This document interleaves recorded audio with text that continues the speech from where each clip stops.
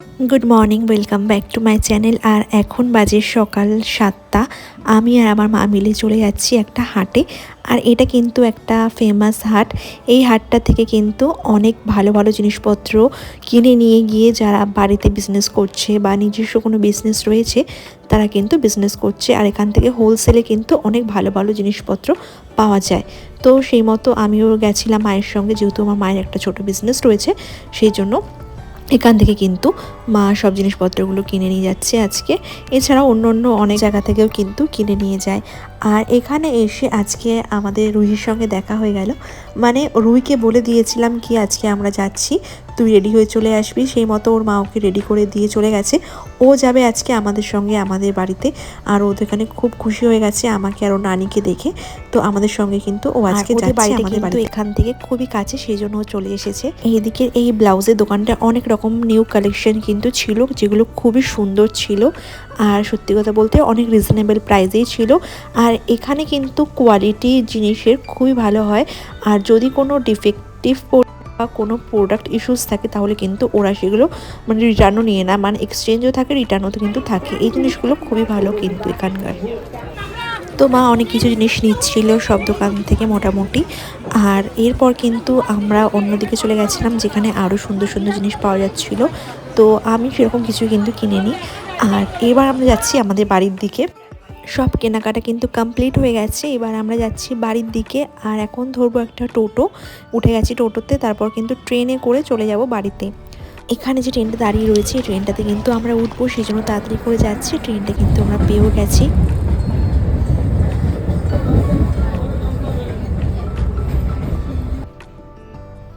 10 minute আগে বাড়িতে পৌঁছালাম।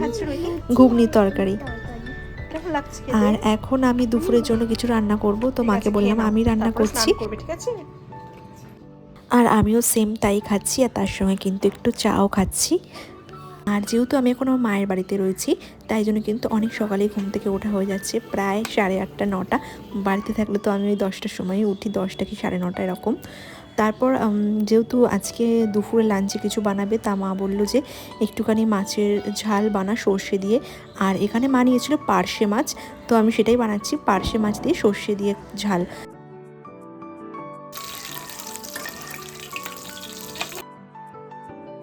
বোন বলছে ও কিছু রেসিপি বানাবে একটু ডিফারেন্ট টাইপের, তো দেখা যাক ও কি বানায় আজকে। আর এখানে এসে কিন্তু অনেক রকম অথেন্টিক অ্যান্ড ডিফারেন্ট টাইপের খাবার কিন্তু খাওয়া হচ্ছে। আর মানে বানিয়ে বানিয়ে খাওয়াচ্ছে আর কি। আর এদিকে মাছের ঝোলটা আমার রেডি হয়ে গেছে। আর বোন কি বানাবে চলো ওকে দেখি, ও এখনই বানাবে, ওকে জিজ্ঞেস করি একবার, দাঁড়াও। কি হচ্ছে? ফুলকপির খোসা বাটা। এটা হচ্ছে ফুলকপির খোসা বাটা। এর আগে কিন্তু আমি কখনোই খাইনি, আজকেই খাবো। তো আমাদের লাঞ্চ মোটামুটি রেডি হয়ে গেছে রান্না করা।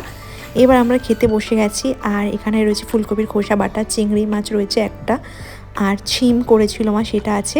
আর তার সঙ্গে রয়েছে আমি যেটা বানিয়েছিলাম পার্শে মাছ দিয়ে সর্ষের ঝোল। আর এখানে প্রত্যেকটা খাবার কিন্তু ভীষণই টেস্টি হয়েছিল, বিশেষ করে ফুলকপির খোসা বাটাটা।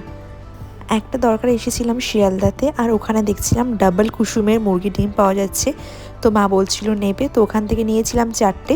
আর এর আগে কিন্তু এগুলো আমরা নিইনি, আর এগুলো বয়েল করাই ছিল।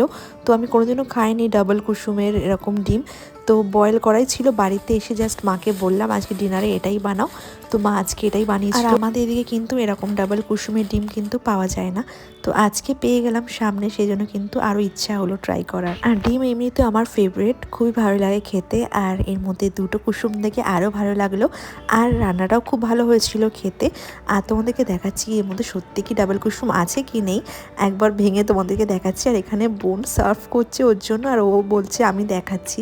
তো দেখো পুরো কিন্তু দুটোই রয়েছে এর মধ্যে, খেতে ভীষণই সুন্দর কিন্তু। হ্যাঁ, এর মধ্যে 2টো কুসুম কিন্তু রয়েছে। আর ডিমটার সাইজটাও কিন্তু একটু বড় ছিল মনেই হচ্ছিল। আর কুসুম দুটো কিন্তু একদম আলাদা আলাদাই রয়েছে। আজকের ব্লগটা এই পর্যন্তই রইল, দেখা হচ্ছে নেক্সট ব্লগে। আর চ্যানেলটা যদি সাবস্ক্রাইব না করে থাকো তারা সাবস্ক্রাইব করে দিও, আর ভালো লাগলে লাইক অ্যান্ড কমেন্ট করে দিও। Bye bye and take care.